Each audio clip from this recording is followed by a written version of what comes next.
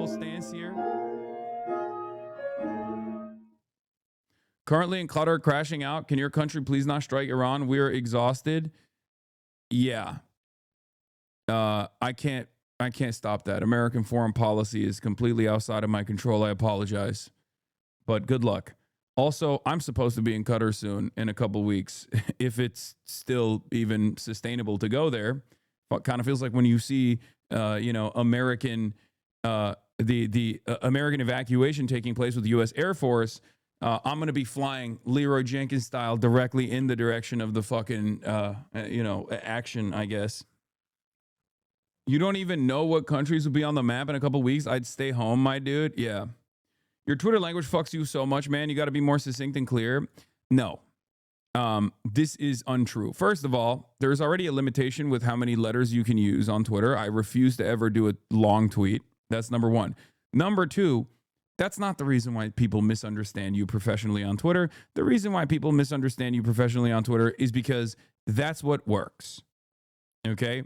What works on Twitter is people professionally misunderstanding you, and they make money off of it, as a matter of fact. And this is precisely the reason why people will continue doing that. That's it. That's the real reason. Because I could say, this happens all the time. The waffles pancakes equation is very common, right?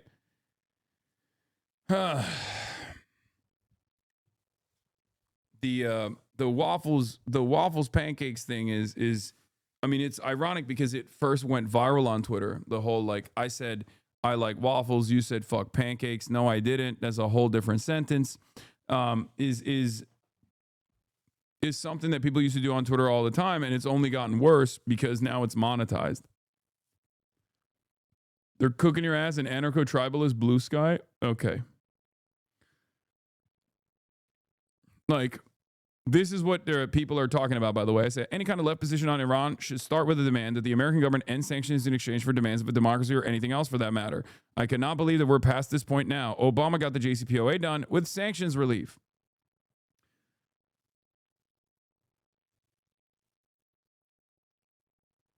Of course, anything but a full-throated support for the Ayatollah and the Islamic Republic is always going to be met with a lot of anger, especially considering that the fall of the Ayatollah, or specifically the fall of the Islamic Republic would be fantastic for Israel, right? And that's precisely what they're trying to foment here. They want to turn it into a fucking Syria-style situation, right?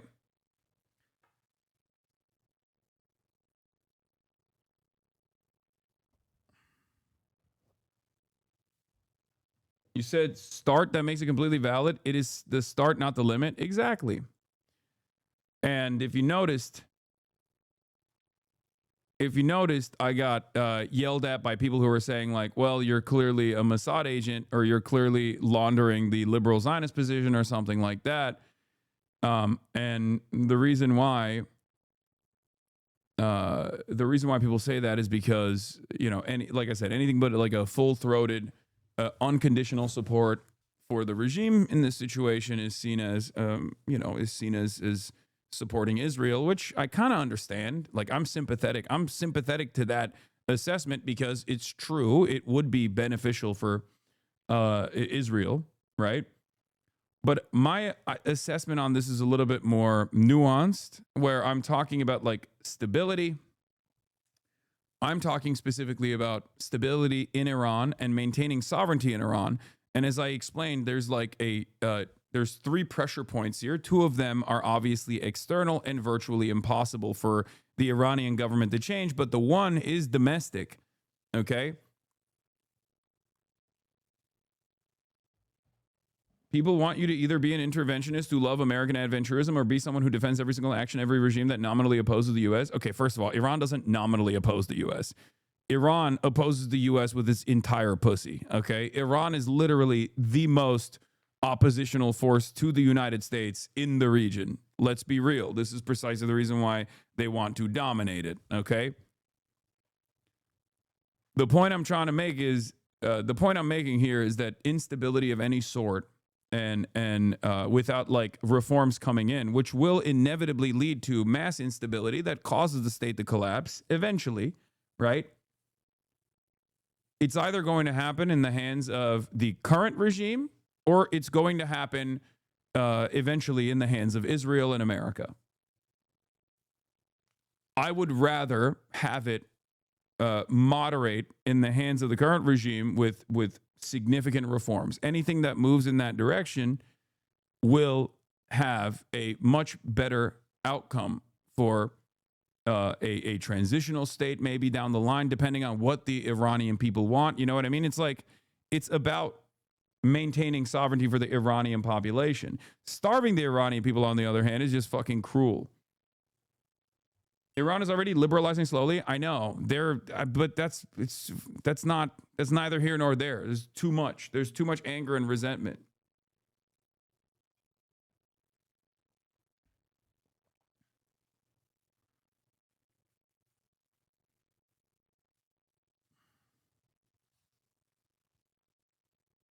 Alhamdulillah, USA is going to strike and murder that pig Khamenei. And I know even though you act like you condemn the regime, you and your tanky viewers are going to be fuming. Tanky. Brother, you can't say Alhamdulillah and then say tanky, okay? Like, what the fuck are you talking about? Either, like, what is happening here? Why are fucking Arab posters in my chat literally fucking using, like, American Western chauvinist terminology to describe a perspective? Say it with your fucking chest, pussy, okay? I'm Iranian. Oh, great. Yeah, I'm secretly in the tank. This is what I want. On the one hand, in the United States of America, I get mad when abortion restrictions are placed on women, denying their bodily autonomy, or when trans people are under the crosshairs. Obviously, neither of those two things are actually a real issue in Iran, but let's say, you know, gay people are in the crosshairs, right? What leads you to believe that any sort of social conservatism is something that I would be on board with? It's not, okay? It's very stupid. If I don't like any sort of social conservatism or any sort of repression in the United States of America, obviously I'm not going to be in favor of it in Iran as well. If we're talking about foreign policy, that's an entirely separate position. Stop pretending, man. Yes, you're right. I love the Islamic Republic. I love as a socialist, I am a big fan and super fond of arresting, imprisoning, jailing, torturing socialists and communists alike. This is my thing. This is what I like because I'm actually a Shia Muslim. Not even like what would I be pretending here? Like what would possibly be the thing that I'm pretending? Okay.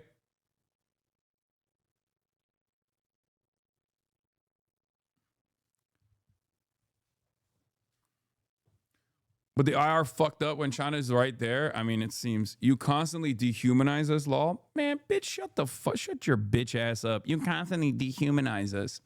Shut your bitch ass up. I'm over here talking about fucking trying to fucking offer freedom to the Iranian population from the otherwise repressive nature of the state by fucking easing up on the restrictions that are making the population suffer.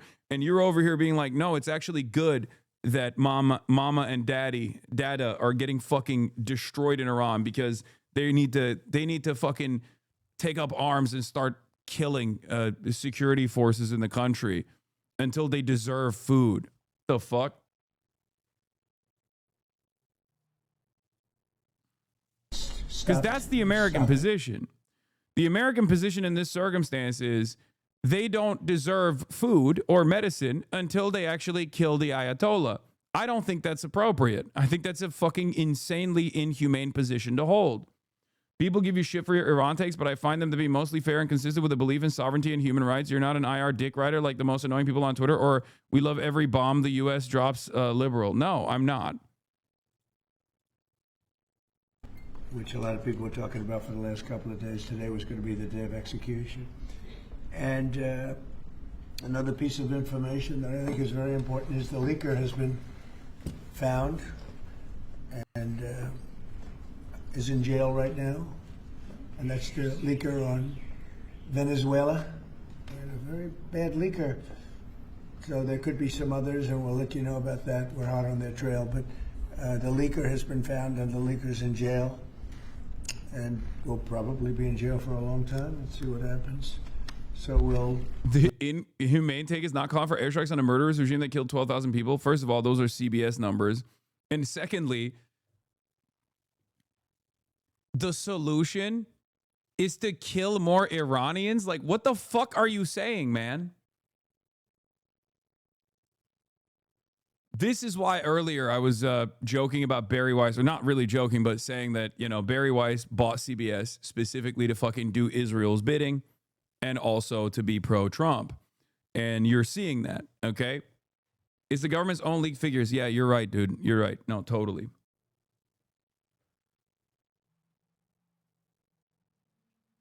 I think you've done a great job, but it's great. It's great to have you here again. Thank you. Appreciate it.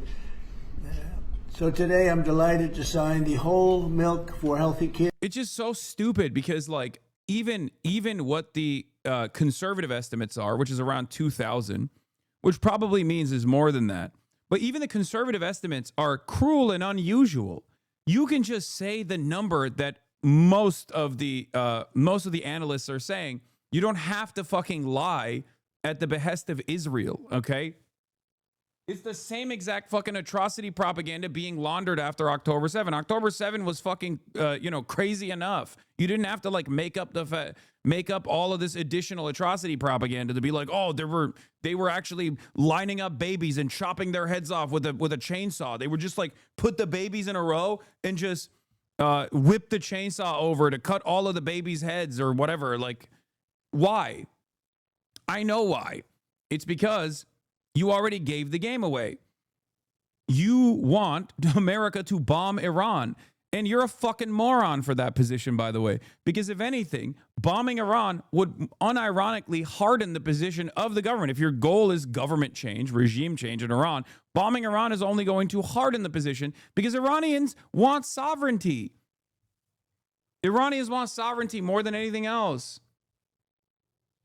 It's so funny that even Trump seemingly, amidst talking about how he's going to fucking invade Greenland, is demonstrating more restraint than the absolute fucking weirdos in this chat. That's what's so crazy about it. I'm Iranian, you're not. I don't give a fuck what you are, brother. I don't think you understand. Last week we did this with Venezuela, okay? Last week we did this with fucking Venezuela. Shut up. I want Iran to have sovereignty. I want the Iranian people to be free, okay? I want Iran to have sovereignty. I want Iranian people to be free. You are demanding America strike your country. You're a fucking idiot, okay? Sorry. You're a self-hating fucking moron. I'm of course sympathetic to the fucking people protesting against the Islamic Republic. Having said that, you know what I'm not sympathetic towards? People demanding America bomb Iran. Suck my dick. I don't give a fuck what you are, okay? The moment that you come in here and you say, no, Mr. President, please airstrike my country, you're a fucking idiot. Not only are you a fucking idiot, like, not only are you a fucking moron of epic proportions for the first reason being that, you know, you're going to be killing your countrymen in the hands of American bombs, okay?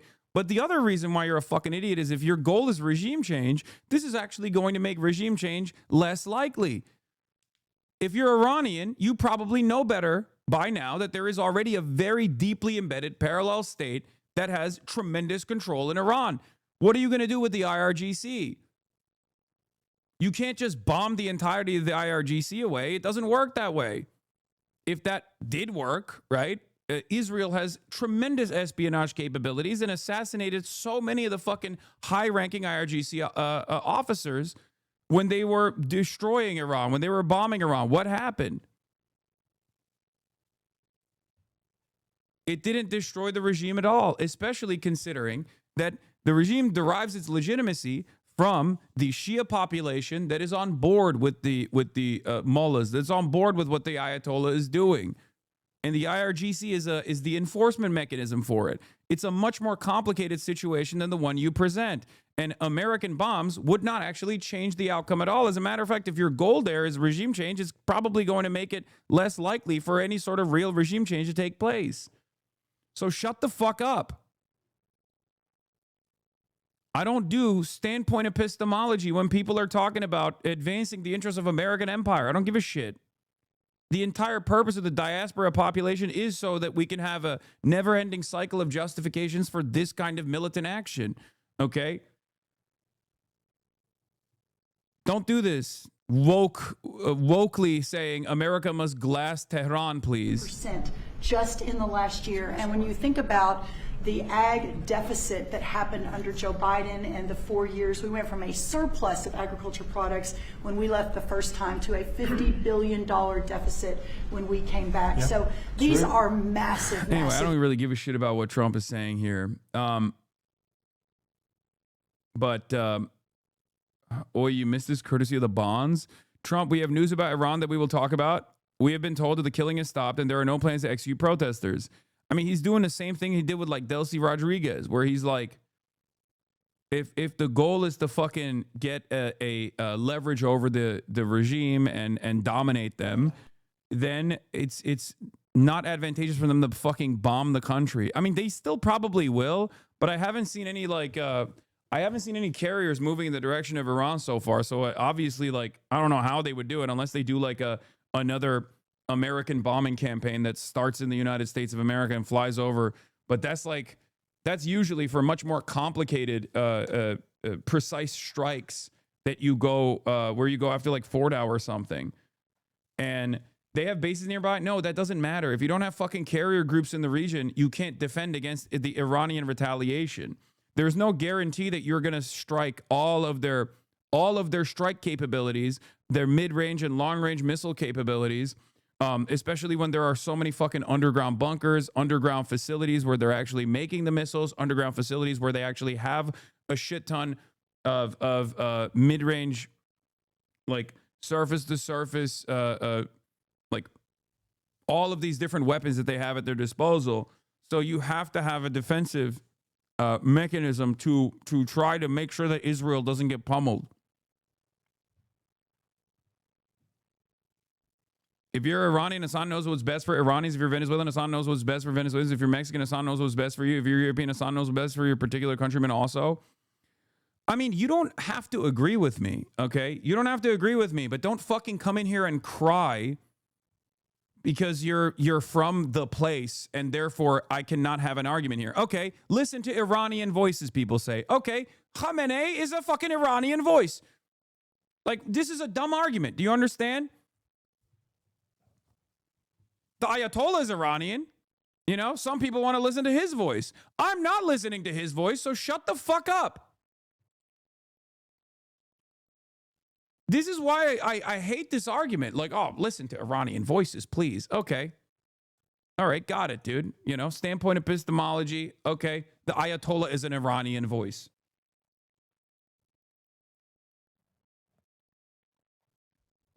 And it's really fucking annoying because I'm not even in favor of what this regime has done anyway. I'm not even in favor of it. And now you got me looking like I'm fucking out here being like, no, the Islamic Republic is awesome and they're great and they should continue doing the things that they're doing, when that's not even the case. But I guess that's the purpose, right? You come in here and you say some fucking stupid ass bullshit, and then I snap back at you and say, no, America glassing Tehran is not going to save anybody. As a matter of fact, it's actually going to be significantly worse. And then you clip that and you go, Hasan loves the Islamic Republic. And then the fucking drama cycle continues for your pedophilic favorite content creators out there. Dumb fucks. No, you listen to the Iranian voice that strengthens our position that is bombing Iranians. Exactly. Listen to the Iranian voices that actually want the Iranian economy to collapse even further. Otherwise, you'd be helping the regime. You'd be helping the regime. Yeah, I know, man. This is my first time dealing with American sanctions and people who justify them. I didn't realize that like most of these countries outside of the security apparatus of the United States don't actually have this kind of fucking design where sanctions on the administration doesn't actually harm or impact the economy at all. No, the entire point of the fucking sanctions is so that people are punished, so that they get so mad that they take up arms and try to fucking kill the government. It's to punish the people enough that there is enough volatility, enough instability in the country that they take up arms and kill the fucking Ayatollah. That is the whole purpose of the fucking sanctions. And what's crazy about all of this is that people, on the one hand, openly justify that. And they say, well, we hate the Ayatollah, so it's good. It doesn't matter if my fucking, family members are being starved in Iran. It doesn't fucking matter to me at all. Okay? They should what? They should fight better. Is that the argument here?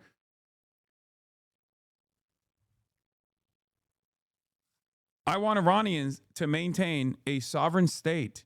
Okay, I want them to if they want to fucking continue having whatever style of government, whatever form of government they want, great.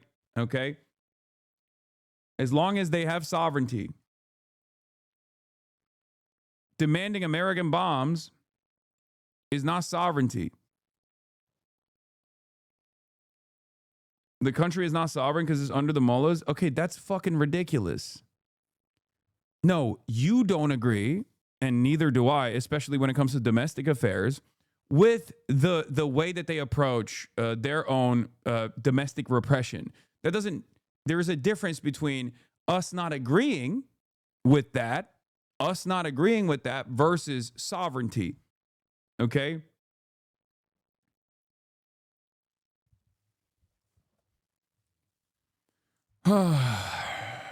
Elections don't work, man. We've tried. I know. That's why I'm saying if the sanctions already exist, and it's like a fucking cruel measure that has actually caused tremendous punishment to the Iranian population, then one way to actually find a reasonable, manageable negotiation is to lean into what the public's discontent is, and then offer sanctions relief.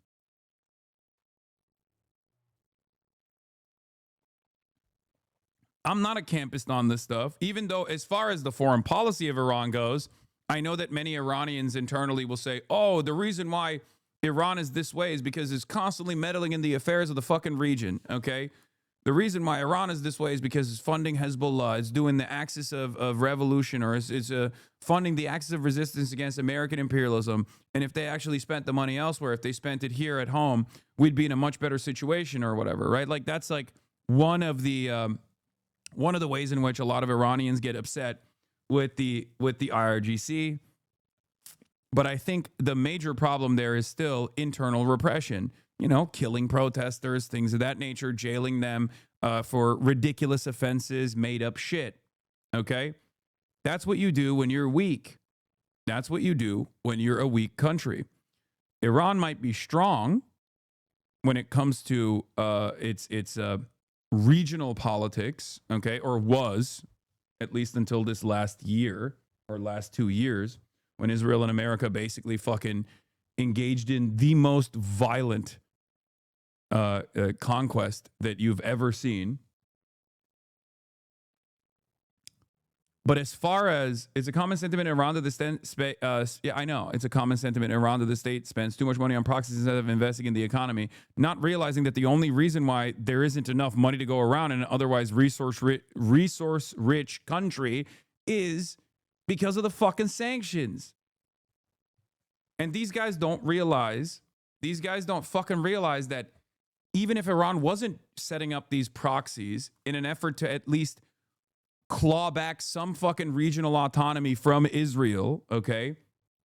Even if they weren't doing that, Iran would still get the fucking sanctions. It's so stupid. The idea that Iran, as a sovereign country outside of the control of the United States of America, was never going to be punished if it wasn't for fucking Hezbollah, if it wasn't for the Ansar Allah movement, the Zaidi Shias in Yemen, or if it wasn't for the Sunnis, Hamas, that they are offering, logistics to and training to, then America would let them go. You're fucking delusional. That's not the case at all, because they still have striking capabilities. They can still strike Israel if they wanted to. Okay? That's the real problem. The real problem is America has a fucking design for this goddamn region, and that design includes a completely servile, completely dominated Arab and Iranian.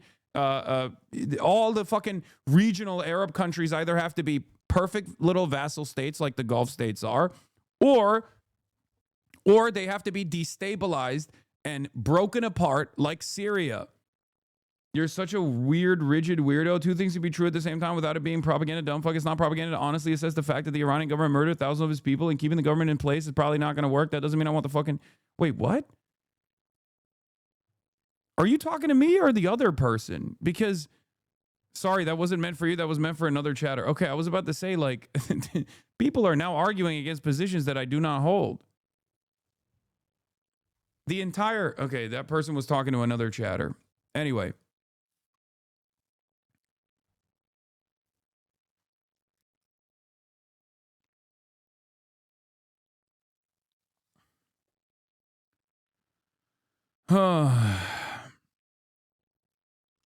That's where we're at, though.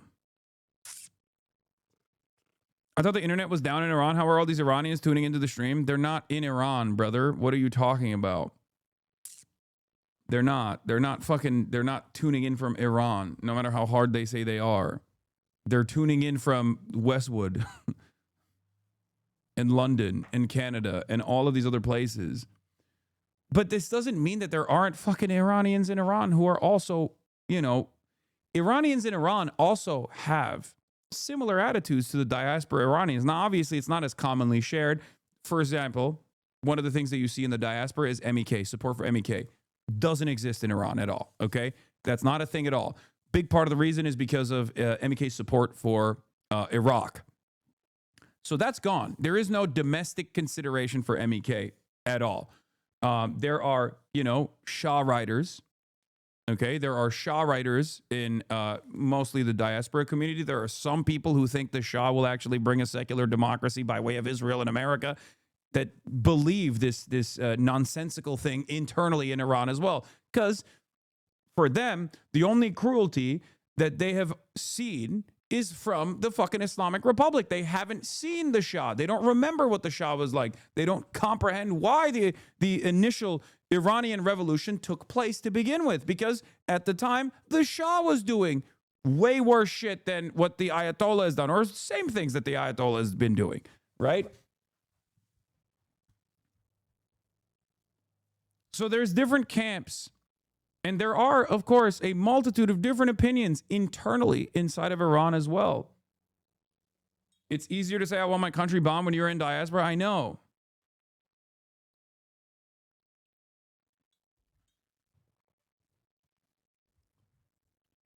Iran is a very large and very diverse country. Okay?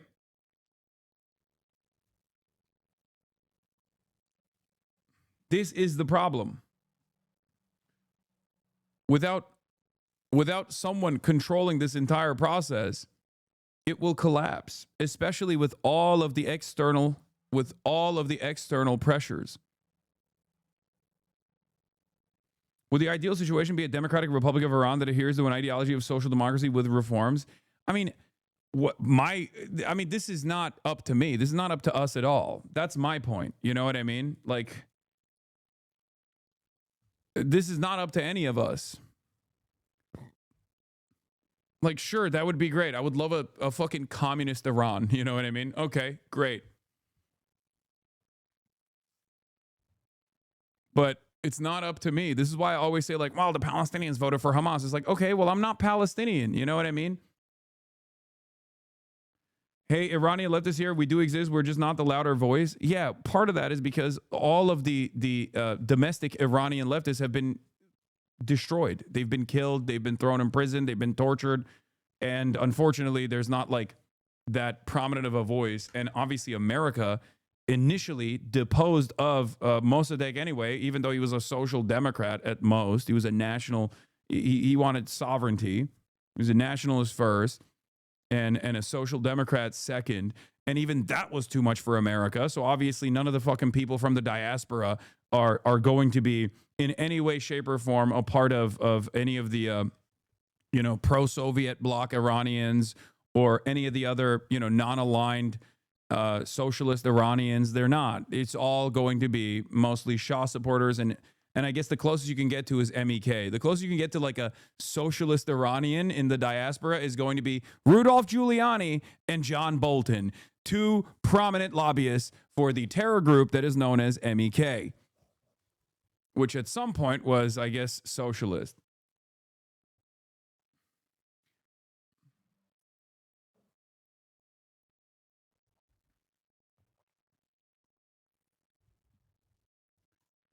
Anyway, I believe Mossadegh was greatly alienated as he was at odds with the monarchists and Islamic fundamentalists who rallied against them both or were bribed by foreign actors to be against them. No, he was the monarchist first and foremost. But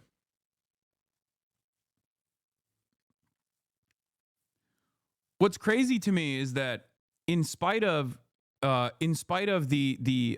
initial in spite of the initial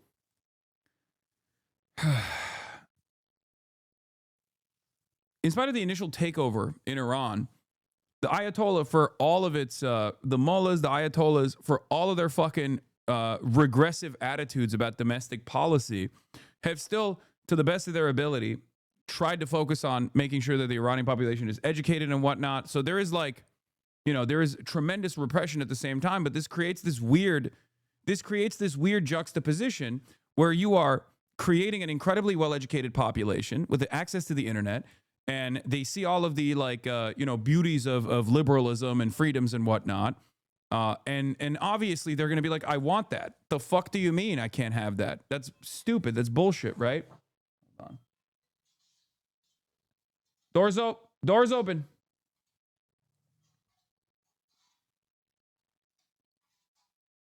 My people are getting killed and you still defend them? Man, shut the fuck up. I'm not defending them. Jesus Christ, you're so fucking stupid. Please. Listen to my words. Why is it? Doors open.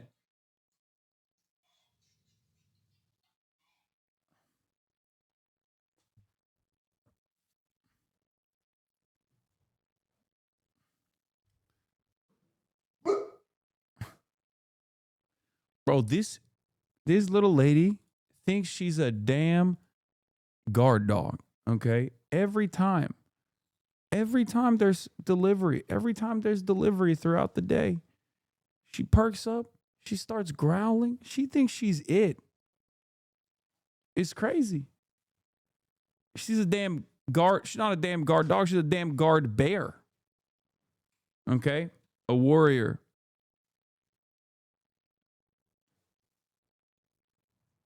She about to show the robbers where to look, but first the fridge. Anyway.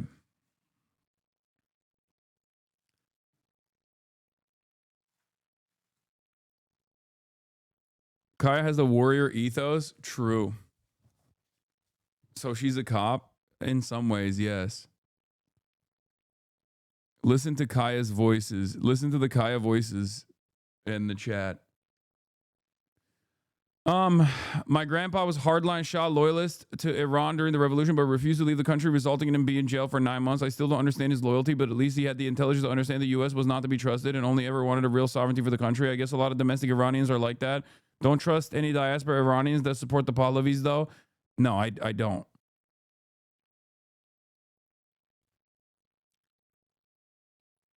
Diplomats have sought guarantees from Lebanese armed group Hezbollah that it would not take military action if the United States or Israel carried out an attack on Iran. A Lebanese source familiar with the group's thinking told Reuters on Wednesday.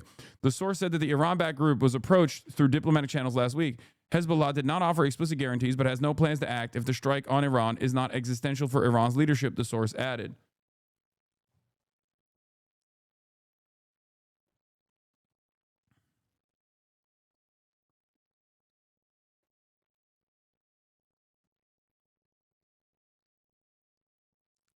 Anyway, so my point is, I want, and I keep repeating this over and over again, and I know that people will not understand this because they can only approach the situation through black and white thinking. I don't want American bombs. I don't want American sanctions. I want the Iranian population to be able to if they are slated to do a revolution, it will never not be impacted by Western forces. It's going to happen, but ultimately, the best path forward to maintain Iranian sovereignty is going to happen if there is an organized if there is an organized, like, next step forward government that they already have. Because everything beyond that will turn into fucking complete chaos, especially considering that there are also the defenders of the Ayatollah. There's a fairly sizable population. Like those pro-government protests, people say, oh, there's fucking people from Pakistan, people from Afghanistan are bussed in for those protests. Like, no, there are real fucking people who love the Islamic Republic. Like, you have to deal with those people. You got the IRGC.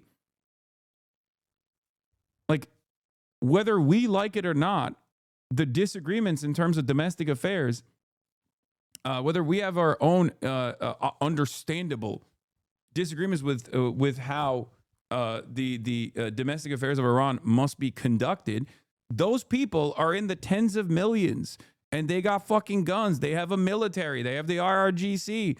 They have these security forces. What do you think happens in that situation? What do you think happens when the state collapses? When the state collapses, what do you think happens? Do you understand?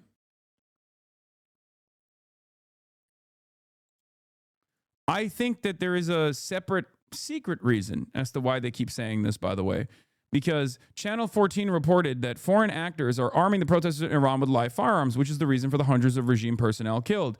Everyone is free to guess who is behind it. Now, this is like a fucking, close to Benjamin Netanyahu, a right-wing channel in Israel saying this out loud. You won't see a lot of people covering this in American news, of course, because they don't want to act like there's any interference whatsoever from Israel. But Israel wants to make it seem like they are directly interfering. Mike Pompeo has said Mossad is out there on the streets, right? So why are they doing that? Because under different circumstances, they don't take credit for it until after the fact, right? They don't say that they're doing it in the process. And the reason why I think they're doing it is because they want to goad the Iranian government, the Iranian regime, to be as militant and as violent as possible against otherwise normal-ass protesters who aren't fucking Mossad, okay, who aren't getting armed by Mossad. And when that happens, then you have, for every person that you kill, you have 10 to 100 other people that will also take up arms and seek out revenge, okay? That's it. That's what I think. Do they have outside agitators? Of course they do, but it's not. But they don't have as much. I don't think they are as powerful as the way that they're claiming they are in this circumstance. Like, that is the reason why I think it's like Mossad spurs Iran protest, says Asians with demonstrators in a Farsi message. This only benefits, like, this only gives just cause to the Iranian government to do whatever the fuck they want to do, to slay as many people as they want to. This creates more violence. It gives them just cause to engage in violent action, because now it's like outside agitators. See, they're fucking openly admitting it. I think the reason why they're greatly overemphasizing their involvement in these protests is because they want the regime to eat the bait and start fucking slaughtering people, as they did, okay? And they did do that. It's a way to cause more chaos, and it's a way to cause, to create even a larger force of people that will throw their bodies on the line. Okay?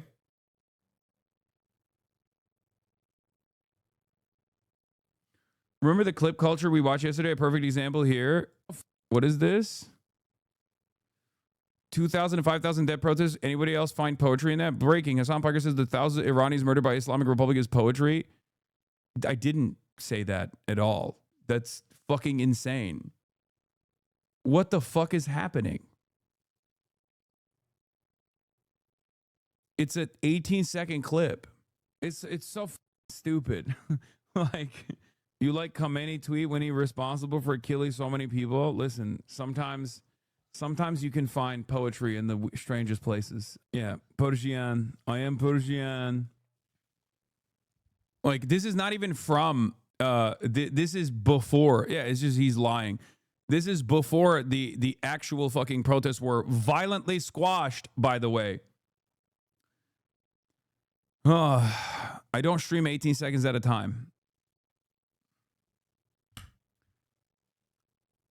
You're not gonna beat the allegations. Beat the allegations of what? Suck my fucking dick. Yeah, dude. I'm a paid propagandist for the fucking Islamic Republic. Who gives a shit? I don't care. Whatever. There are people who are adults who are capable of understanding fucking nuance, and then there are people who just want to simply yell and act as though they are winning some fucking internet argument or something. None of what we say ultimately matters, unfortunately.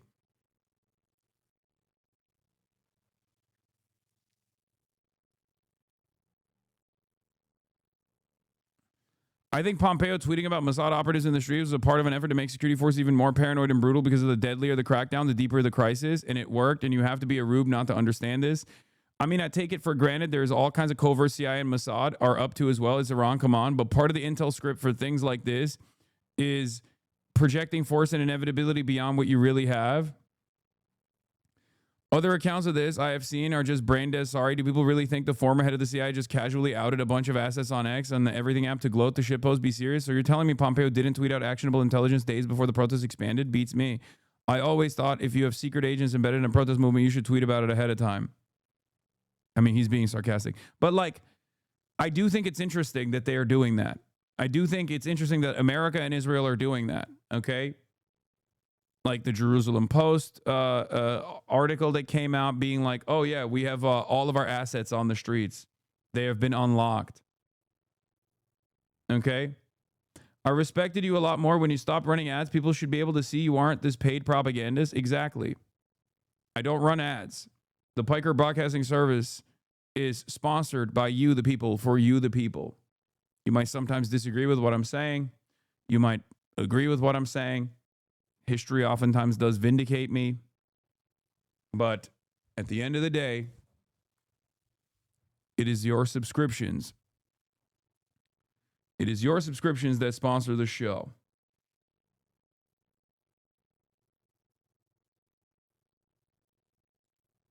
What is this? Here's a clip from yesterday when you're talking about how Iran is very cruel for killing protesters. 2,000 is enough for it to be insane. Why do these people always have to make it even higher? Well, it's the same as like October 7. You could have just looked at October 7 and been like, this is a fucking catastrophe. How do we get here? But it didn't matter. They had to be like, they're decapitating babies while raping them, you know? It's just, it doesn't, like the truth is not enough. They have to literally, they have to do atrocity propaganda. Israel kills hundreds of thousands of Palestinians in Gaza. That's nothing. That's just, you know, the cost of doing business. It's not a big deal. Don't worry about that, right?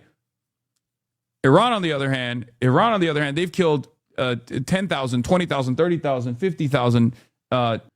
It's not actually Vanilla Mace. I have like random fucking people that put me in their stupid fucking group chats on Instagram. And for some weird reason, even though it doesn't show up on my actual Instagram DMs, when I turn on Instagram desktop, it shows random fucking Stan accounts and the conversations that they're having. I don't know why. I don't know. It's just, Instagram is busted, okay?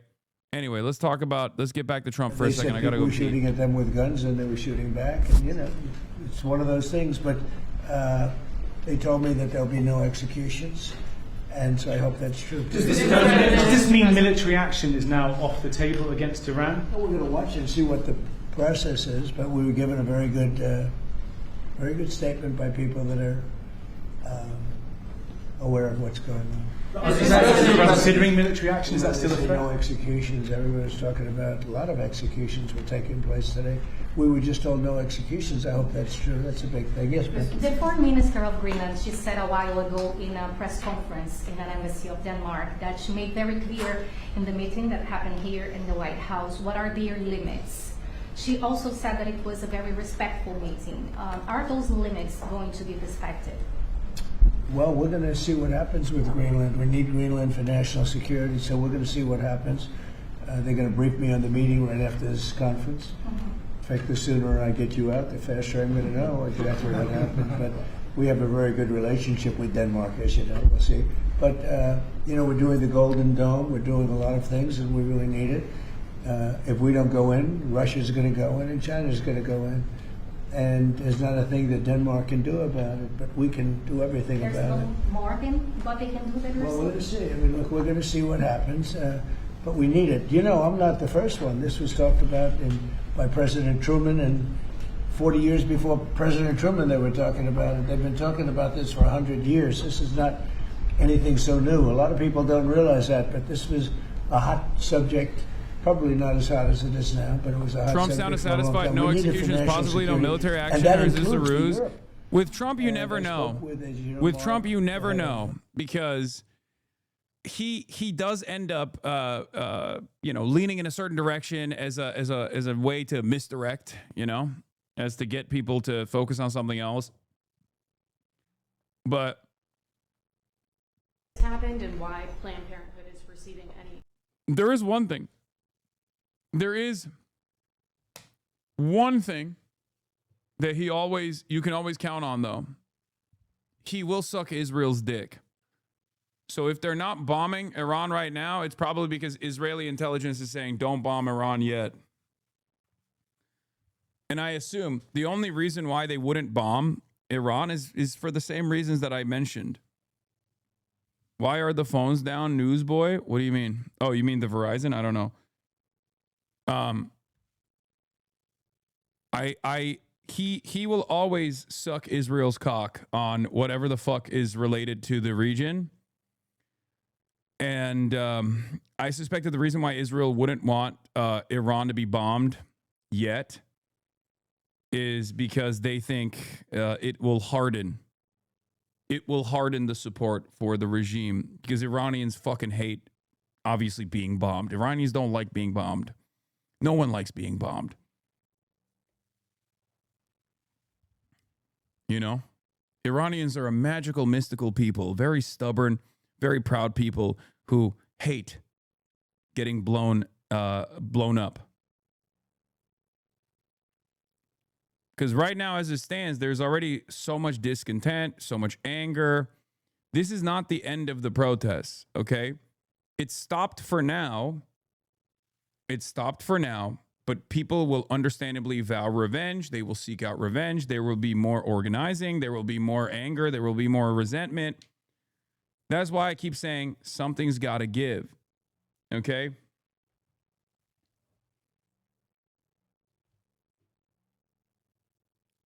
That's it. Yeah, why don't the Iranians realize that if they stopped resisting and complied, that things would get better? Yeah. Yeah, exactly. I don't understand, right? Just like ICE. Just like ICE in America. Why don't they just stop resisting? Oh, I forgot. Everyone that's saying that in America is saying the opposite in Iran. I forgot. Right-wingers with their consistent position here. They're truly in favor of a free Iran. Except, ironically enough, that when they talk about like religious oppression or religious repression that the Ayatollahs are committed to, they want to do that in America, but Christian style. Actually, probably even worse, they don't want women to fucking read. They don't even want women to go to school.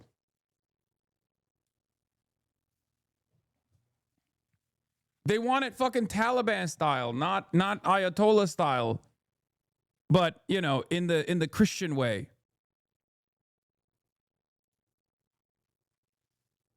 Yeah, this is, ma'am, your government just shot a woman in the face. Smoke them if you got them.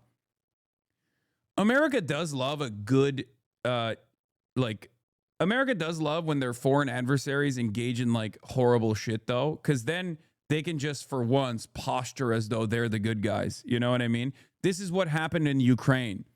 Like, the reason why I think so many liberals and so many Republicans like leaned into the Ukraine stuff early on, like aggressively, it was not because they care about like the righteous emancipation of Ukrainians from Russian invaders or whatever. It was because like it ultimately gave them an opportunity to fucking be like, oh yeah, we're morally superior for once.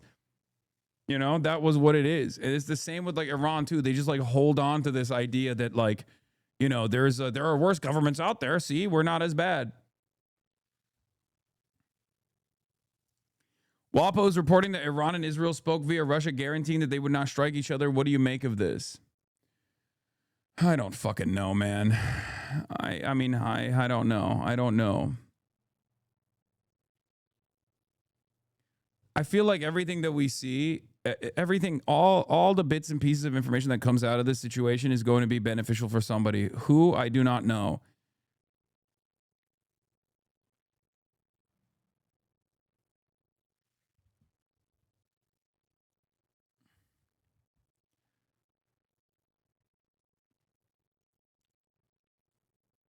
But anyway, can please one of the HasanAbi Industrial Complex Clippers post what he said this morning about Greenland? I missed it and not sub to rewind. Well, Audrey, you got to subscribe. So you got a subscription. So now you can rewind.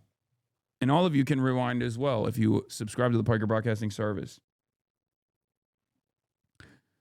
ITV News political editor Robert Peston. There's a signal tonight that the British government, that unspecified U.S. Trump action against Iran is imminent. I don't understand. Maybe it's a fucking debate. Maybe Trump is saying we're not going to do it. But that's just like a bait and switch. I wouldn't put it past him. He's done it many, many times over. So who knows?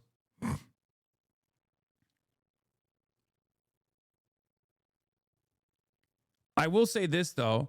I could see Israel and Iran secretly reassuring one another that they're not going to strike each other, because I don't think Israel is as defensive as you think Israel is. Like, I think Iran in the 12-day war, a lot of people actually covered that as like total Israel annihilation. Iranian forces were destroyed. They were embarrassed, all this stuff, right?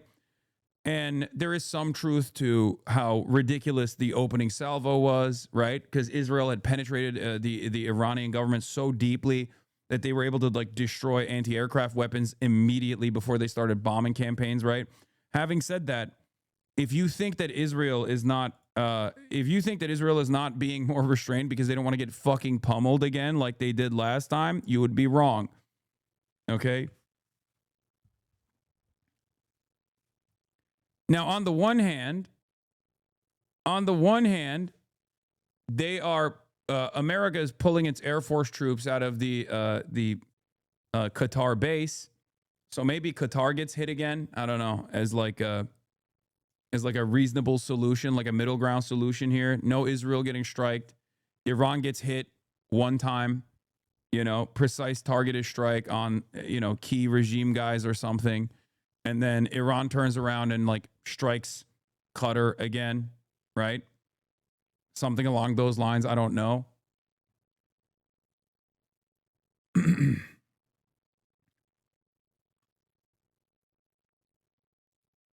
But remember, this is important. Stockpiles of interceptors are still severely depleted since the war 6 months ago. Triggering a wide response from Iran risks unnecessary depleting the stockpile even further. With the lack of any major naval assets, they won't have VLS-launched SM interceptors available either. That's why I said if you don't have American carriers in the region, even though there were American carriers in the region, they still could not sufficiently defend Israel, and their stockpiles were depleted. Last time Iran was fucking pummeling Israel, there is 0% chance. Like, either they get assurances from Iran that they're not going to, either they got assurances from Iran that Iran is not going to strike Israel again and punish Israel again, or they're going to strike and be insane about it. Who knows? They need a lot more assets to be in the region, many of which moved to Venezuela, off the coastline of Venezuela right now. So it's not even about like taking out Iranian capabilities. It's more so about defending Israel. From what I've seen, there are still no indications of a buildup for CENTCOM. Diego Garcia is empty, and Alidade only has a few C-17s visible on satellite imagery. I still think a limited strike is possible, but nothing major like a decapitation. Current assessments by Israeli media is that Israel, does not anticipate being attacked by Iran regardless of what happens, which may also offer a clue. Ynet claims that the occupation army is more concerned with Ansar Allah at the moment. Stockpiles of interceptors are still severely depleted since the war 6 months ago, triggering a wide response from Iran, risks unnecessarily depleting the stockpile even further. The evacuation of Al Udeid that people are talking about is actually just a posture change. A forced evacuation was what happened before the Midnight Hammer retaliation. That's not happening yet. New York Times confirmed a few minutes ago that there are still only 3 missile-firing destroyers in the Middle East region. Mariv is now falsely attributing a claim to New York Times that a carrier is making its way to the Red Sea. They seem to be confusing the USS Roosevelt destroyer with the USS Theodore Roosevelt carrier. I have a feeling Americans will use submarines. America did use submarines when they were striking Israel, but on a defensive posture, you need carriers because you need missile launchers that are intercepting. You need carriers that have missile launchers that will fire off missiles that will intercept long-range ballistic missiles that Iran is lobbing in Israel's direction. The Iron Dome, in and of itself, without American intervention, without American support, without American defenses, is clearly incapable of stopping Iran from being able to strike Tel Aviv. We saw that. Okay? It's not carriers, it's cruisers and destroyers. Sorry, not carriers. You're right. Oh, U.S. striking Israel? Sorry. I meant submarines were utilized when striking Iran. American submarines were utilized when they hit Iran. But submarines don't have the same defensive capabilities as all of these different assets do.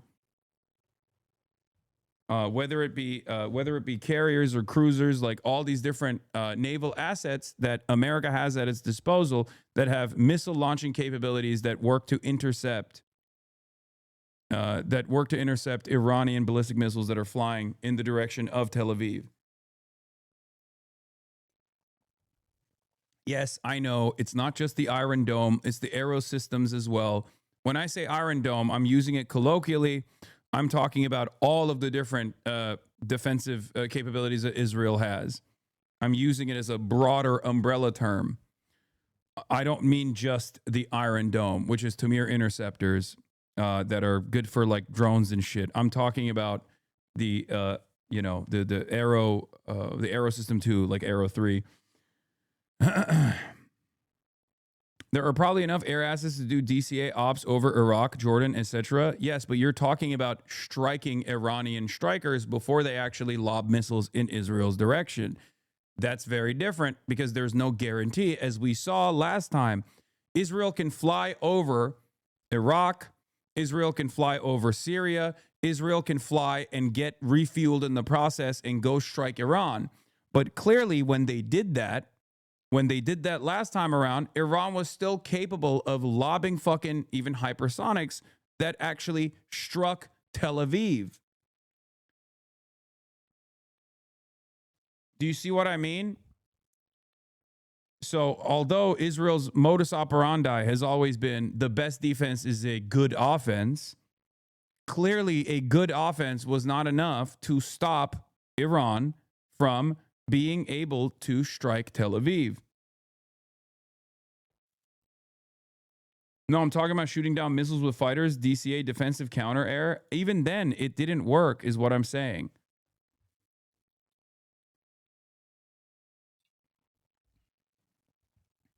Bro, please learn the definition of a hypersonic. Saying this is a missile sexual. Okay, I'm sorry. Fast ones that go boom, boom.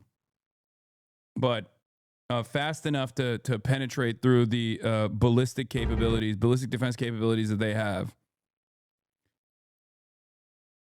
There was a now deleted post on TrueAnon Reddit that the lack of missile interceptor stocks was the reason for Trump's Raytheon tweets. I don't know about all that, but anyway, so this is where we're at with Iran, Israel, and the United States of America. So when Trump says like, oh, Iran gave me assurances that they're not actually going to kill any more protesters, that the deaths are done for now, that might just be a lie, right? And I don't mean that might be a lie that like Iran might continue killing protesters or whatever. I mean like that might be a way for Trump to say, oh, we're not going to do anything to Iran. Just kidding, you know, because he's done this before. So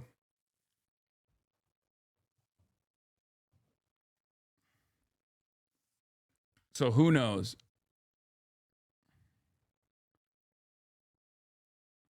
Would China or Russia come to Iran's aid this time? Most likely not. Russia is still stretched thin and not likely to do anything outside of Eastern Europe. China is hesitant to get involved in anything that will mess up their access to international markets. Yeah, this to a certain degree is Iran's fault as well, because Iran's foreign policy posture has always been, I think, too too invested in sovereignty for their own personal benefits. Because the Iran-Chinese relationship has never been as comprehensive as like the Iranian-Russian relationship has been. So, you know, this is China. China is always incredibly fucking restrained. And who knows if China, China repeatedly offered to sell Iran weapons previously, but Iran always refused. Yeah, Iran low-key has been kind of weird about working with China. It was, if anything, like normally I would say China is too restrained and China is kind of shitty for that reason. Or maybe it's actually the smart posture from China to only trade max or whatever. But the reality of the matter is, Iran has also refused to have more Chinese involvement on Iranian soil.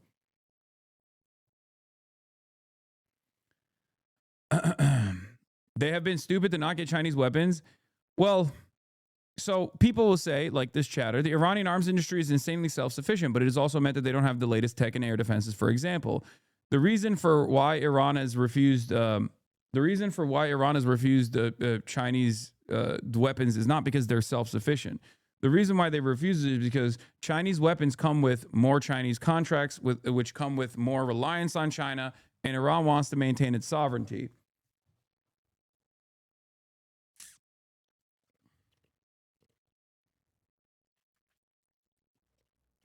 But yeah, here is Lawrence Norman from Wall Street Journal. Utter confusion, uncertainty about what's going on now with Iran among various senior diplomats.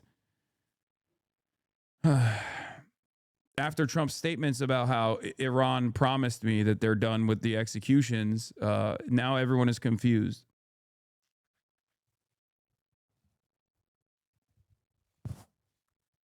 I don't blame Iran for not trusting China. China folds anytime U.S. attacks a country where they have investments in. No. You are too harsh on Iran. We literally have admitted evidence that Israel is supplying protesters in Iran. There have been explosions of shootings from the protesters. Can you imagine what America would be doing to protesters if China was supplying bombs, weapons, and fueling violent anti-Trump protests on American soil?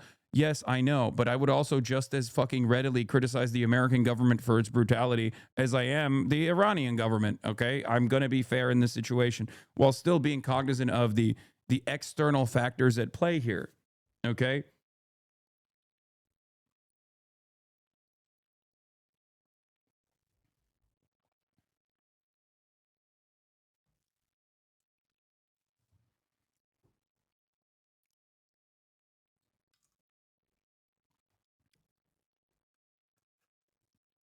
If I was a leader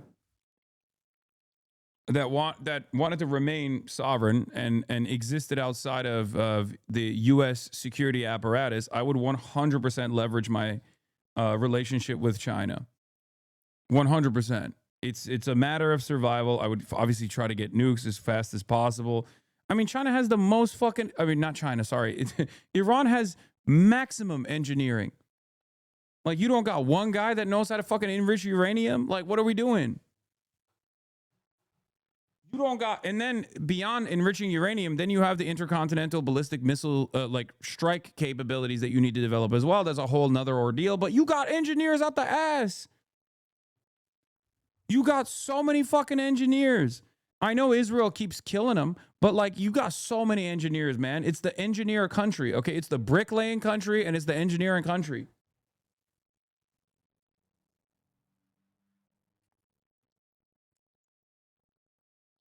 People, what are you talking about? Everyone knows someone who's been killed by this regime. Why do you believe this regime's propaganda? I don't know what you're referencing here.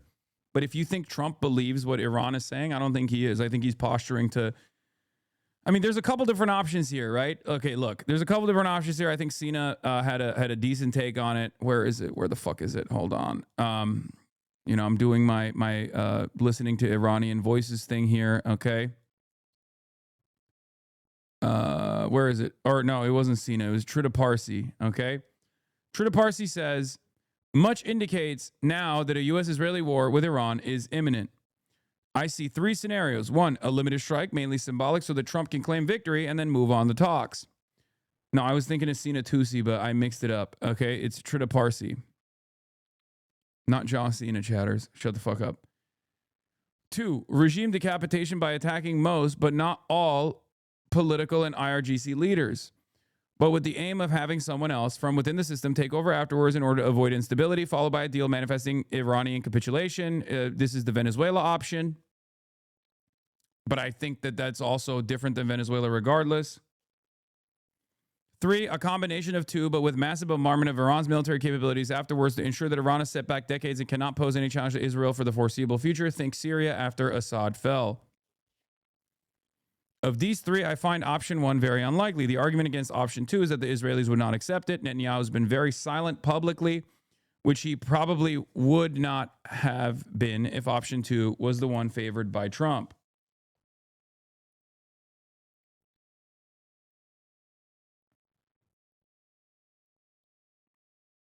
Where the fuck was it? Hold on. Where'd it go? I lost it. Did I move it around? Where the fuck is it? Oh, here it is. Yeah, John Cena. I can't find it. Okay. Trita Parsi is the executive vice president of the Quincy Institute, by the way. Okay. The argument against option 2 is that Israelis would not accept it. Netanyahu's been very, very silent publicly, which he probably would not have been if option 2 was the one favored by Trump.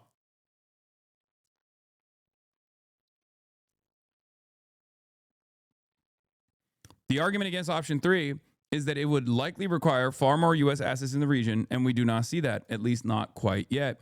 Of course, plans rarely survive contact with reality. Plenty of reasons why things won't play out the way as the U.S. and Israel may have intended, including, of course, how Iran responds / retaliates.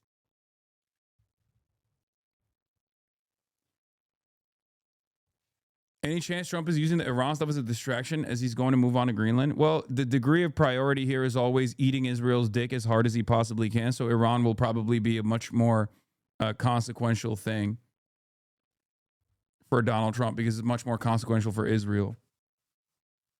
Trump is all, look, when all else fails, remember, Trump will deep throat Israel's cock every single time. And as much as this is frustrating to hear from the Iranian diaspora chatters in here, the Iranian population and their best interests are not a consideration here when America and Israel are making these deals. So no matter how hard they try to sell this idea to you, or no matter how hard you fucking hate the Islamic Republic, and I don't put that past you at all, okay? The reality of the matter is America and Israel do not give a fuck about the Iranian population. They give a fuck about Israel. They give a fuck about Israel dominating the region for American interests and protecting American investments. And Iran is a major factor that holds the Israeli incursions back.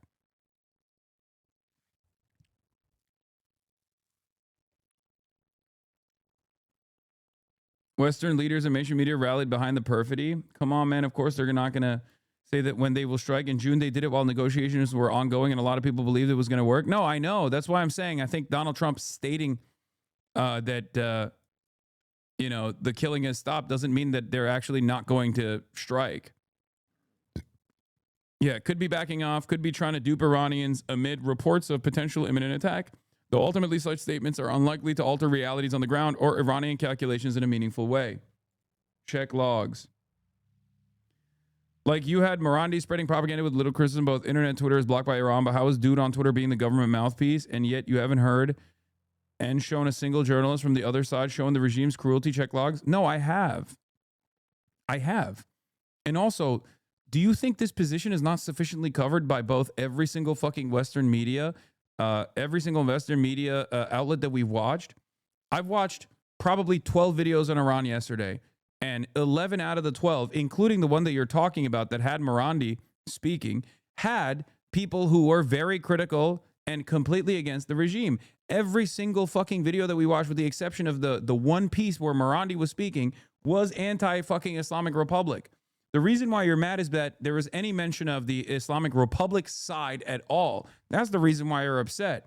How can you say that I haven't fucking sufficiently covered, and not only sufficiently covered, but also specifically, personally fucking criticized the Islamic Republic myself? The only reason why you're mad is because there's any mention at all of the pro-regime talking point, a pro-Islamic Republic spokesperson that was mentioned at all.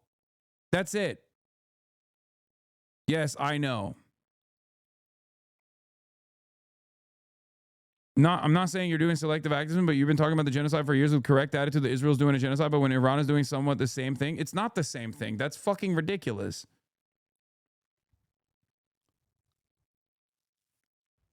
You talk like a politician who cares about the stability of Iran or how they have to be a sovereign nation. You want to play fair. They're going to the hospital and arresting the wounded. I'm not subbed. I can't send links to vids. There is no amount of fucking cruelty that the Islamic Republic has not done in this process. They are doing that. Okay, they're doing it nonstop, and it's not something that I've actually hidden at all. As a matter of fact, that's the reason why a lot of people to my left on Twitter are getting mad at me and saying I'm actually, normalizing intervention or something like that. Of course I care about the stability and sovereignty of Iran. I want Iran not to be fucking Syria. I want Iran not to be Libya. I want Iran to be Iran. And if the Iranian population is able to bring about a democratic, secular Iranian republic, then that's fucking awesome. I love that. That's what I want. I want what's best for the Iranian people. I don't want the Iranian people to be fucking repressed and have to deal with not only the economic sanctions and the impact that has, but also the unimaginable amounts of repression from the Islamic Republic.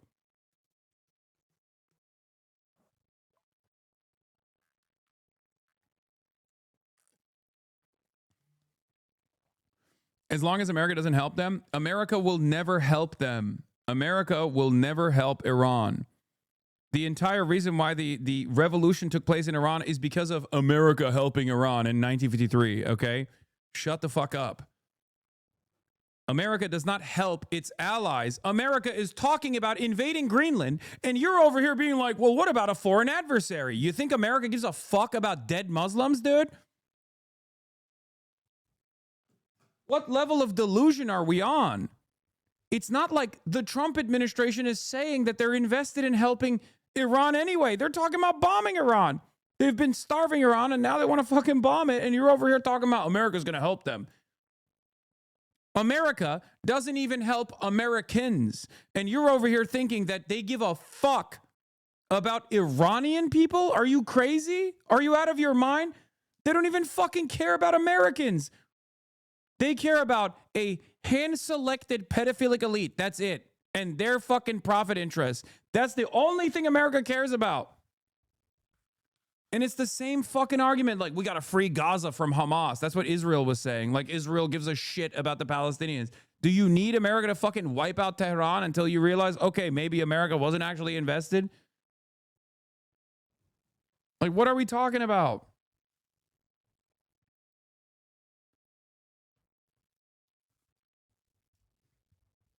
A lot of this conversation revolves around the hidden notion that people accept, the reality that people accept that America is the hegemonic superpower. So you just have to be fucking servile little piggy to America's interests, no matter how ruthless or cruel they get. Otherwise, look at the situation in Iran. Sanctions freed Iran. Yes. Yeah. American sanctions, they liberated Iran. They liberated Iranian children from their life. That's how we are liberating Iran. Because ultimately, what's so crazy about this is that Americans, by and large, are basically stating, okay, Westerners in general are basically stating that the Iranians need to be sufficiently starved. Okay, they need to be sufficiently starved so that they can get angry enough to kill the Ayatollah. And if you don't kill the Ayatollah, sorry, you're going to get starved even further. And there are people in the diaspora that are fine with this. Okay, There are people in the diaspora who also will defend it. It's no different than the way that Cubans in America will say we have to bomb Havana. We have to bomb Cuba. We have to bomb Cuba to liberate Cuba.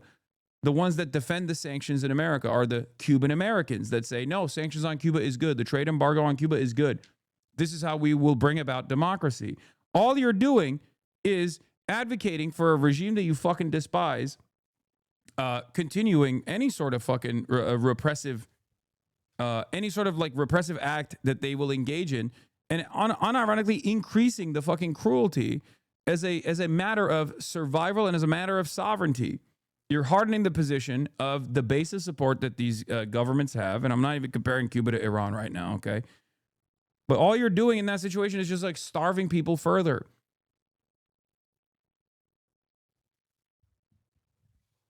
It blows my fucking mind. I don't understand it. Where'd you get the bear fur, Matt? Kaya. It's a movable one. It's a new type of rug that moves. Kaya. Kaya, place. Place. Zzz. Yeah, it's an AI rug.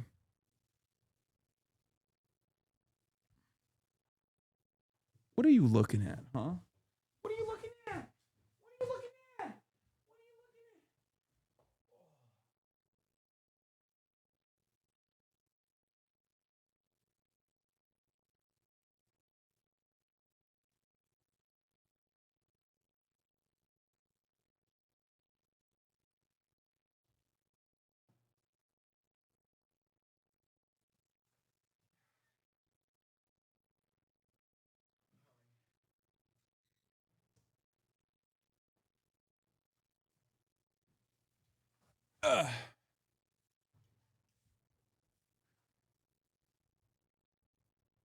Anyway.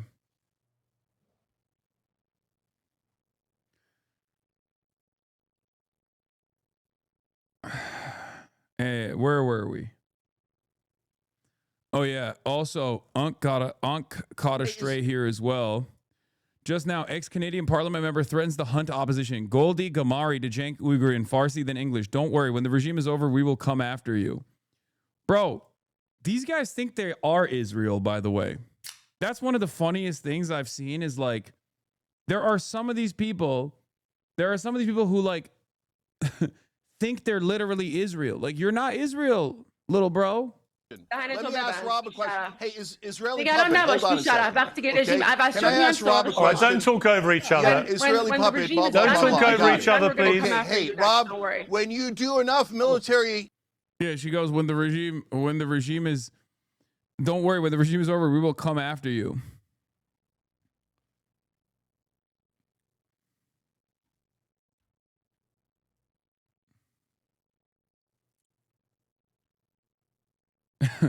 Cenk is now being targeted by both the Shah writers and Mossad. Fucking awesome. I don't know why Cuck Todd is there, by the way. That's a crazy addition.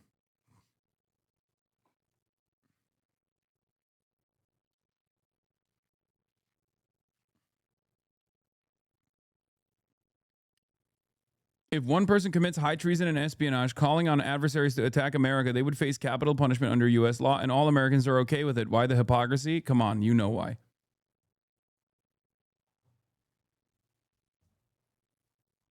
Unc is in the trenches, getting death threats from Stephen Miller, getting death threats from the son of Hamas, who is a Mossad asset, getting death threats from the Iranian Shah writers too. It's awesome. He's just catching it on every end here. Anyway, where was I? So yeah, we got the diplomatic guarantees. Kaysan says, I'm Iranian. My parents were born and raised in Iran. Had to leave when the Shah was overthrown. The revolution happened. What's currently happening and has been happening in Iran for years and years. Absolutely heartbreaking. Women were being killed for not covering up, but you didn't hear about the government murdering anyone who didn't agree with their dictator actions and laws given at any moment. You didn't hear about it. You see, this is what most people don't understand. This isn't about religion. This isn't about what side you choose to be on. This is about a freedom from a country who wants to be free from a tyrant regime, a country who's currently standing up to this tyrant regime and has their entire internet and any communication cut out completely. Now imagine if this happened in America. What would you think or say? Those who are standing up are dying. Young, innocent adults who are standing up for what's right. The citizens of Iran are amazing people. Some of the most kind, big-hearted, selfless people you will ever meet in your life. Please, and I mean please, do not take this message to think about this is something else. This isn't about another country. This isn't about another religion. This is simply freedom and standing up for what is right. I pray for the people of Iran. I pray for my family. I pray for those peace in the entire world. Love you. Okay. Verizon is having nationwide outage. Yeah, that's not the same as like the government fucking cutting off all internet. Okay. Okay. Before everybody yells at Hasan or any number of different people, okay, you have to understand. You have to understand. There are literally plenty of people that have actively that have been called the regime enjoyers on Twitter, people that I know, okay, for their position against Israel, who are Muslim, who are Shia, who come from that background, who also have similar attitudes to Hasan, okay? And the reason for, and they're much, they're very well-read people, they're organizers, they're activists. One must ask the question, why? Are they all Mossad operatives out of nowhere? No, of course not. The reason for why, and I guess like I have it's not to the same degree, but I do, as a person who grew up in Turkey, I have a unique perspective on this as opposed to like, I don't know, dumbass Americans, where I do understand why young people especially would want liberalism, okay? Like young people in a place like Iran would want to be rid of a lot of the repressive forces within the government. And my statement here is, in order for Iran to maintain its sovereignty, that repression needs to go away. Okay, bro, you're in a marabou, please stop. I know, but I contain multitudes. It's hard for some people to understand America isn't the only negative force in the world. Listen. The reason why a lot of people get very sensitive about this kind of statement is because a lot of anarchists and a lot of fucking pro-regime change people or pro-Western intervention people will use that as a talking point. Will use that as a talking point in a very unnuanced manner to justify American or Israeli intervention. I'm not doing that at all. Okay, I'm not saying that at all. I'm simply stating that if there are, as I've described, 3 different points of pressure, the number 1 point of pressure being the economic sanctions, which is Western intervention. The number 2 point of pressure is like the leaky faucet that is an angry Iranian population that is more and more willing and able and interested in working with Israeli intelligence or American intelligence. And then the 3rd point of pressure is the actual repression committed by the government. There's only one thing you can actually control. If you are the Islamic Republic, there's one thing you can actually fucking control. So if you truly have any sort of nationalistic sentiment in your heart, okay, if you truly want to maintain sovereignty, okay, what is this? What's the difference? Lamau, anarchist, fuck off. Okay, calm down. Calm down. My point is, the only thing that is in control of the regime in this circumstance is to abide by the demands being made by a lot of these people.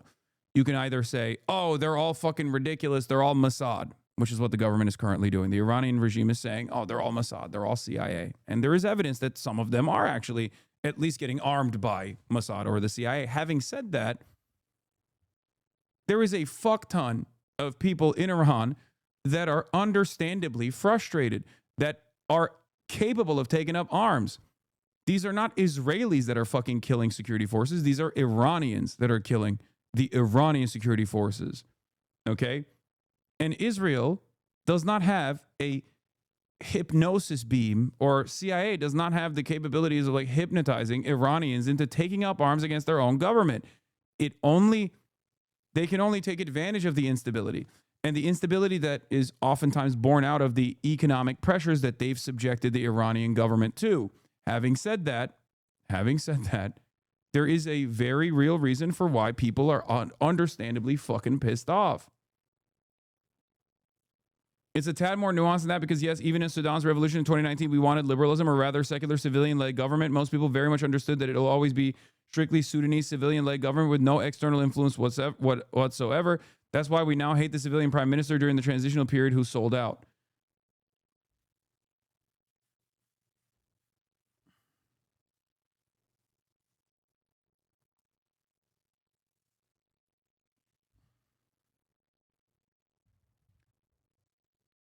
There would be no talk about repression if there were no sanctions. How often do you hear about the Saudi repression when their government is even more repressive? Yes, but it doesn't matter because the sanctions already exist. Okay? That's it. It's that simple. And you can't change that. So you have to work within the confines of you know, you have to work within the confines of reality. Okay? You can't just close your eyes. If you're a government that wants to maintain sovereignty, you can't work with what you wish was happening in the world. Okay? You have to work with what is happening to you. It's that simple. Like, their economy is still going to suck even if they had social liberalism. Their economy is still going to be in the shitter even if they have social liberalism, at which point you have to make different foreign policy decisions. Lean into China, for example, okay?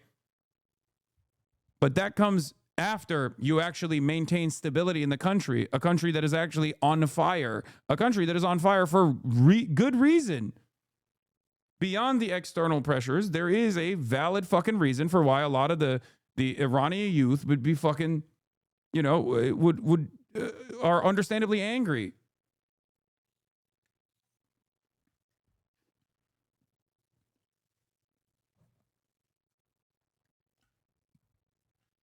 You are such a lib on this? No, I'm not. No, I'm not.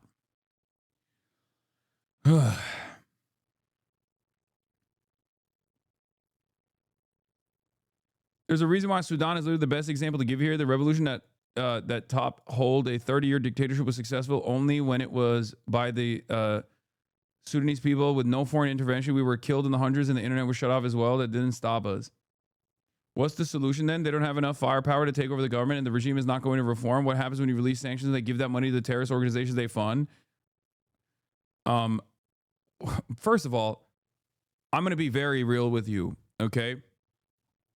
This argument is incredibly stupid because you're saying the government is stealing all those funds and using it on Hezbollah instead. You're coming to a person who doesn't give a shit about that regardless. But let's say I do. Let's say the Islamic Republic is taking all the funds and simply funneling it to Hezbollah and not actually using it to you know, stabilize their economy. Okay, release the sanctions and they're going to continue doing that and the people are still going to be mad because the economy is not stabilized. That doesn't make any fucking sense, right? That doesn't make any sense at all. Because if that was your real concern, if that was your real concern about sanctions, and not that if you actually stop the sanctions, then the economic pressure will actually diminish, and therefore the economy of Iran will stabilize to a certain degree, and then the Islamic Republic will not be overthrown violently and militarily by the population, who will at least like have some breathing room, right? The real reason why you're saying that is because you want the sanctions to continue because you want to punish the Iranian population for not successfully overthrowing the Ayatollah. Okay? Because you don't think that the Iranian population has any smoke for the Ayatollah at all, or the Islamic Republic at all, beyond the economic problems. This is the other side of the way that leftists, ultra-leftists, or you know, campus to a certain degree operate, where they're like, no, if there were no fucking economic sanctions whatsoever, then everyone will be happy.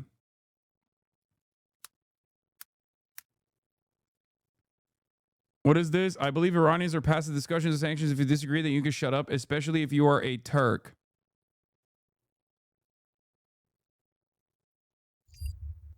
Well, good thing Hasan Piker is not talking to Iranis. He's talking to Americans about what America can do, unless you want the sanctions to stay. They do. They do want the sanctions to stay. And the only reason you are a lib about this, to be honest, people in the region experienced the same hope for liberalism and secular democracy during the Arab Spring, and we fell for it, including me. Instead of all of our governments got replaced with even worse collaborators, the Middle East doesn't have space for that bullshit, and the youth in Iran are idiots if they think so, just like how me and all people like me were idiots at the time. I guess I have more belief that the Iranian population are more resilient in general to this kind of outside pressure. That's it.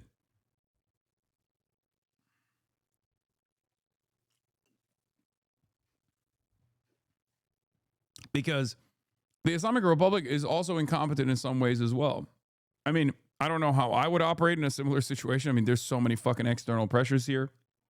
But they have also very clearly had issues with their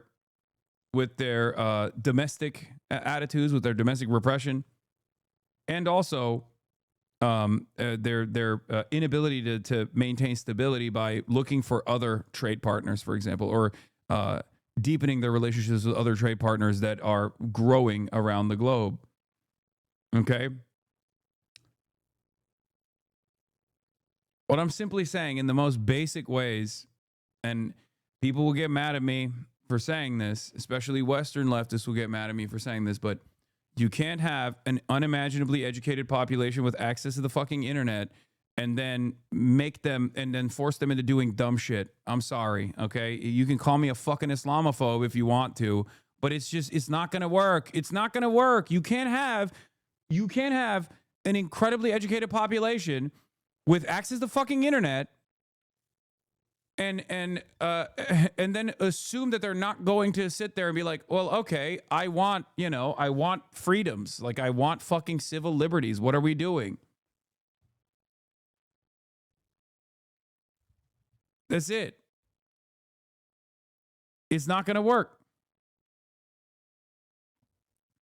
It literally is that basic. Now, is that the major factor here? No, but it's very clearly a major point of pressure. Okay? America, brother, we have unlimited treats in the United States of America, and you just said the Americans are well educated. Are you out of your fucking mind? Have you met the average American? Yes. That's such a brain dead take. I don't even know what to say. You're preemptively defensive while saying it's because it's stupid supremacist thought. Yes, you're right. You're right. What do I always say? Yes, I'm doing supremacist thought, but this time it's not even American supremacist. It's actually Turkish supremacist thought.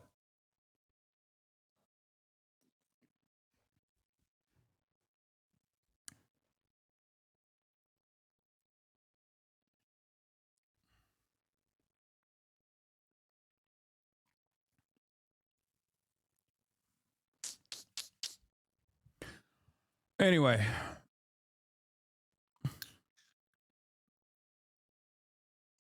what do you mean they would want freedom if they have internet? Like, I'm saying, they have access to the rest of the fucking world. They want social liberties. It's totally understandable. It's totally understandable to want social liberties. Now, either you say no, if they let go of some of these like traditions and some of these mechanisms of oppression, then the base will fall out, okay? And therefore, they can't maintain their sovereignty. I believe that's the reason why the Islamic Republic behaves this way. Not because they love the Quran and love Shia Islam ultimately, because actors, like people who control entire governments, have to, first and foremost, care about maintaining sovereignty, okay? And the connective tissue here that legitimizes the Islamic Republic in the eyes of the base of support is their supposed incorruptibility. And the only way that you showcase incorruptibility in that part of the world is by maintaining an anti-Western attitude. And the way you maintain this incorruptible Western attitude, anti-Western attitude, is by showing your Islamic bona fides. Okay? That's it. Freedoms don't work in the Middle East. That's just the reality of things. No, that's not true, dude. What the fuck? That's a crazy, crazy supremacist. That is unironically supremacist. Freedoms just don't work in the Middle East. That's just the reality of things. It's crazy. Like, come on, dude. I get your point, but the youth are dumb and too hopeful when the hope doesn't exist where we are from.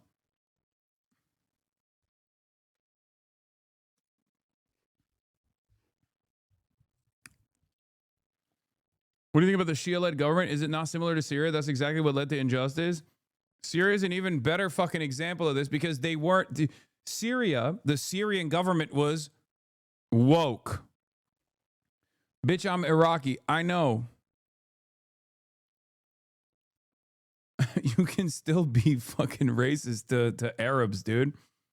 This is the type of shit that I would hear from like a Turkish supremacist. You know what I mean? Aren't you Kurdish? Do you feel the same way about the Kurds in the region too?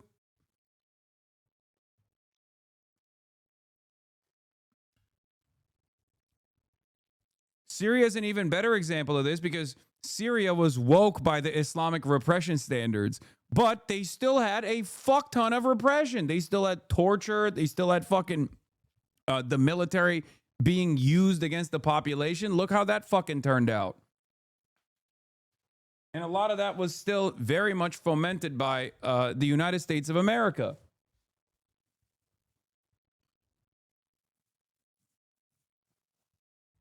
Barzanis and Talibanis take shit ton of money from the Americans to rule us.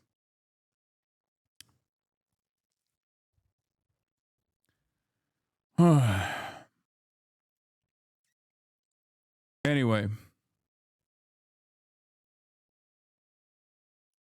Why are these states so repressive? Why don't they just become more liberal? What do you mean? For them, okay. The other side of the story is the reason why they're repressive is because they are trying to maintain stability as Western forces are fomenting instability. And the more they're under attack by these powerful Western forces, the more they fucking harden their stances. Some countries are able to get away with it in different periods of time, and other countries are not. The ones who are not able to get away with it are the ones that suffer and the ones that turn into failed states. And the reason why I say this is, I mean, I'll give you an American example, right? Like the United States of America has talked about, maintaining the First Amendment. And yet during the Cold War, the First Amendment was out the fucking door, okay? During World War I and World War II, the First Amendment was out of the door. The moment that you talked about how we shouldn't go to war, like Eugene Debs famously did when he did not want America to intervene in World War I, as was the international Marxist position here, he was thrown in fucking prison, right? That's what happened. The Espionage Act was created to find treasonous people that were that would be assassinated, that would be executed by the state if they were actually working with America's enemies during times of war. So the reality of the matter is America itself, if America, the most powerful country on the planet, itself has taken such stringent repressive action at times during times of war, then what leads you to believe, why are people saying D? What leads you to believe that like other countries that are constantly under the thumb of American empire are not going to do that? Of course they are. Of course they're going to do it.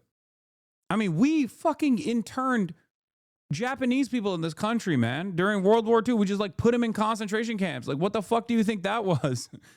I mean, that was transparently racist for the record. But like, what do you think America was doing during World War II? They put every Japanese person in a fucking concentration camp, in an internment camp. Because they were like, we can't trust them. And you're over here thinking like, oh man, how repressive are these countries that are under the fucking endless barrage of misinformation and war, right?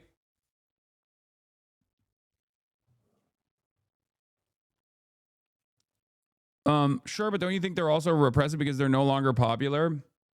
I mean, this brings me back to the other Gulf states, as I brought up yesterday. What, you think Saudi people love that they only recently were able to have women drive cars and shit? No. Why didn't they actually do anything? Why haven't they actually had the same level of protest in Saudi Arabia? Do you think the Saudi government is not as repressive as the Iranian government is? It is. The only difference is America doesn't destroy the Saudi economy.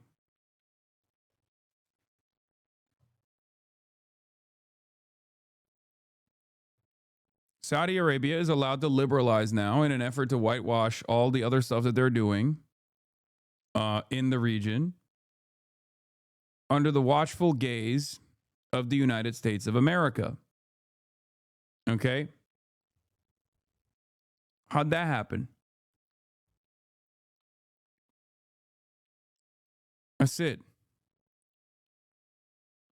Why did the Marxists not want the U.S. to join World War II? No, that's not true. Well, I think initially they were non-interventionists, but most Marxists obviously were on board with American intervention in World War II.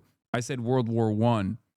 The international Marxist position in World War I was that there's no war but class war. This is all like, you know, this is all imperial powers fighting amongst one another, divvying out their own colonial bounty.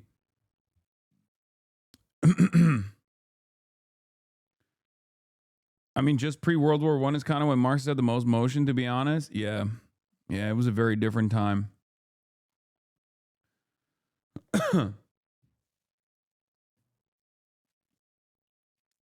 What? You know, Iran did terrible things first and America sanctioned them after that? Like fucking took 52 American diplomats hostage? Brother, you are out of your mind.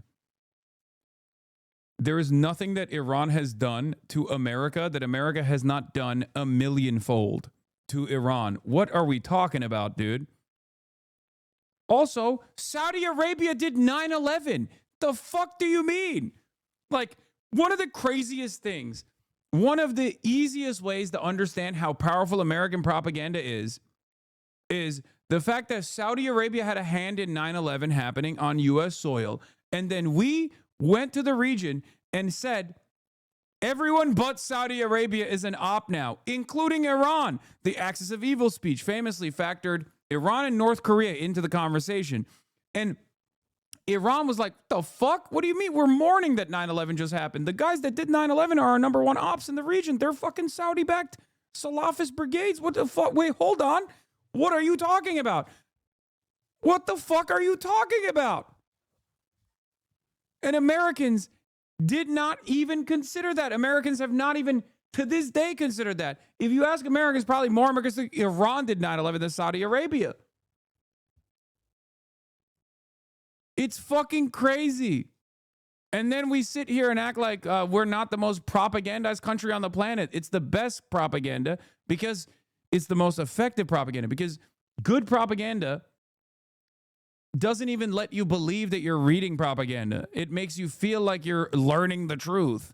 That's how good propaganda works.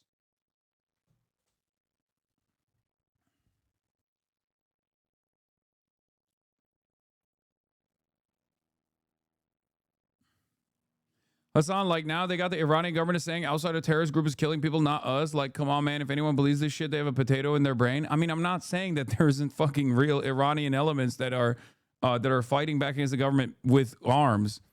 Yeah, of course the government's going to say that. Every government lies. This government is lying. The Islamic Republic is lying. They're using truth. Like they're using what Israel is saying. That's why I said it's really interesting that Israel is like leaning into this shit. But they're using what Israel has said or what America has said as a justification for why they're fucking killing people. Okay? They're doing that.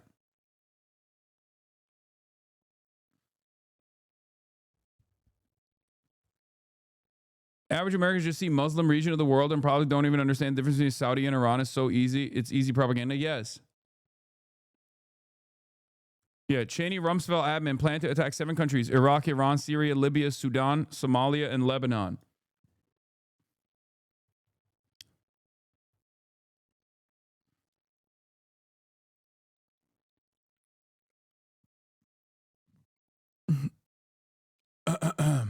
Anyway.